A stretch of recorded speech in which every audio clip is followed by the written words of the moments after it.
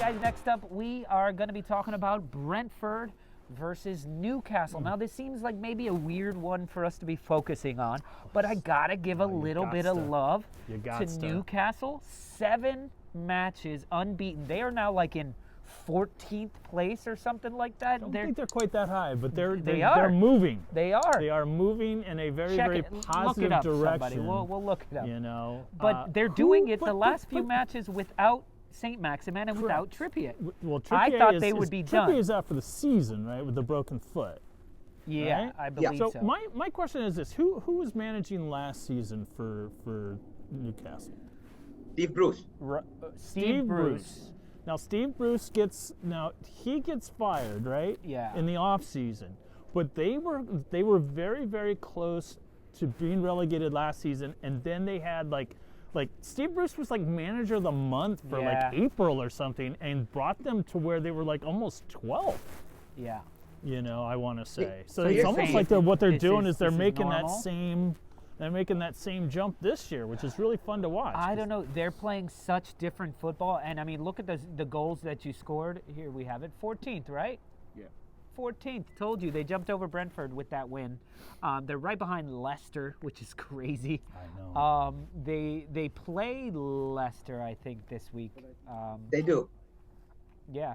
So, but here's the thing: they've got Joel Linton playing like the man that they purchased for so much fucking cash. He's been a few years not doing shit, and now something is working where he looks the player that they bought. Naji. Joel Linton was a striker for Hoffenheim. You see what I mean? He was amazing for Hoffenheim, scoring goals. They brought him to Newcastle for a lot of money, and you know what happens there. You see what I mean? His confidence goes down.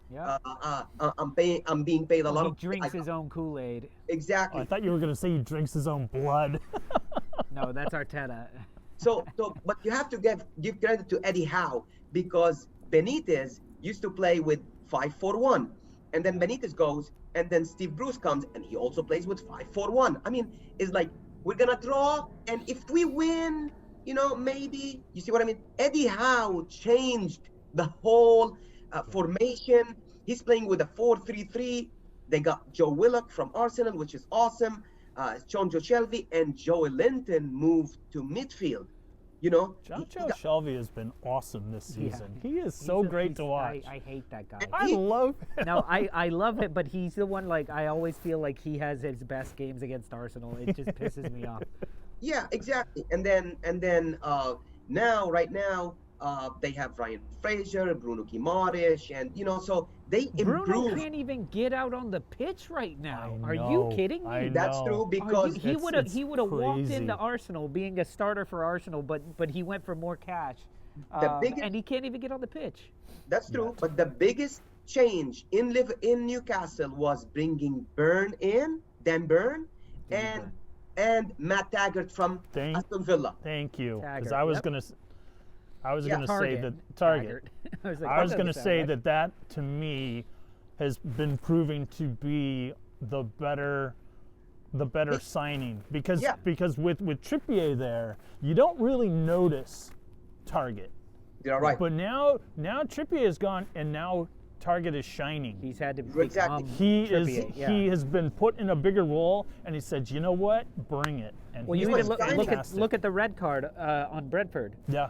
That was on Target, and where was Target? Right outside of their box. Like, what the hell is he doing way up there? But what he was doing was going in for his game. That's what he did for Aston Villa. Yeah, it was Target was really good with Aston Villa, but they got Digne, and then they're like, you know what? Go play, go have an opportunity. Yeah, exactly. Which my hat's off to him. Yeah. Imagine, guys, when Callum Wilson comes back. Yeah. Callum Wilson is a really good striker. You see what I mean? And when Sam Maximin comes back, you see, so this team is gonna only improve because of how Eddie Howe brought Bournemouth back to the Premier League, and they stayed in the Premier League for a few years before going down.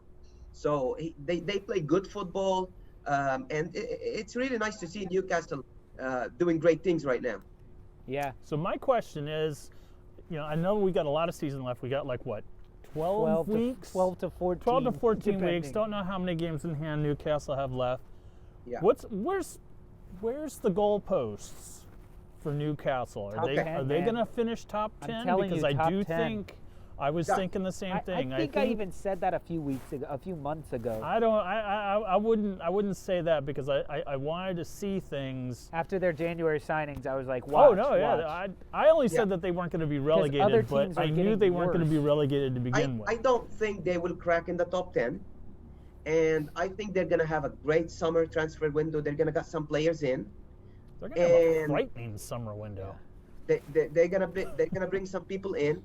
But watch these. They're gonna bring like a great player that's gonna be like, oh, I'm being managed by Eddie Howe, and here when the problems will start, and then they will probably fire Eddie Howe and bring in like a big name manager. That's how it goes. But I wouldn't do that. I would stick around the $30 to $50 million players, 30 to 50 million pound that. Yep. Want that money. They're really 30 million pound players, but they're going to get 50 because it's Newcastle. But I think they need to stay right in that zone. The Bruno Gamage, the Trippier, Dan Burn, stay at that level, better than what you have been having, but without the egos. Exactly. Right. To have to get people who want to impress. To get the players that are overlooked because of other stars that are on their current team, that they can go somewhere because they're ready to shine, a la a Matt Target. Also a la Coutinho. He wasn't playing. Coutinho as well, yeah. So I think, great job Newcastle. They're going to keep going. Who's to say if they're still thinking about relegation? They kind of have to because they could slip up. Like all of this could be for naught if they start slipping up to the teams that they need to be beating. So it's gonna be a big match for them on this weekend. They play Leicester, so who knows, man? Who knows? And as for Brentford are continuing on a slippery slope. Yeah. They didn't look quite as bad, and then they. They played Brighton. Despite the red card in the first 7 minutes. Leeds played Leicester. Newcastle played Brighton. Sorry. I had Leicester in my head somewhere. Yeah. But that's a match where they have to get a point at least. Yeah. It would be amazing for them to get a point at the very least, but they could totally win it. And St. Maximin might be back. Brighton is sliding right now. They've had some bad results. Yeah. Yep. They play great against top 6, but then they struggle against the bottom of the league, which is weird. Yeah. They're just a team that you can get. At the beginning of the season, you looked at them. They were in the top 6 for a while, for a couple of months, and you were just like, wow, man, they're finally reaching their potential. Everyone's talked about them being a contender for so long. Now here they are, and you would see them on your schedule, and you'd go, oh fuck, Brighton. And now it's just like, oh yeah, we can get them. Yeah. But quick moment on Brentford. What a good sight to see Christian Eriksen back. I remember standing right there watching on the big I was screen. right there. It was during the block party, right? I remember that. And Christian Eriksen goes down during the Euros, and we're all like, he's dead. This guy just died. Yeah. And people are walking up, what happened? And we're like, this guy, I think he may have just died. But to see him come out and play. I'm super happy for him to sign on to a team, to make the lineup, to make the pitch. I can't imagine what his family was feeling, and I can't imagine what he was feeling. But I tell you what, early on in the warm-ups, he had this look of concern. He was just like, "Can I really do this? Should I really do it?" I think he's going, wait, what team am I on again? Who the fuck are all these guys? How hard do I need to run? Who are all these fucking guys? What happens when my heart rate reaches Where's this point? Harry Kane? The owner of Brentford is from Denmark, if I'm not mistaken. Yeah. Well, that ended up being a good match that won me some money because I picked 2-0 Newcastle and put some money on it. So you did. One of my only winners. That did you well. And they scored. Joe Willock scored the second goal so early, and they're down to 10 men. And I'm like, cash out. And then the app crashed, so I couldn't cash out. Oh my god! But then they ended up staying, so it actually did me better. Worked anyway. out. Okay, well, that's it. Moving on to the next one.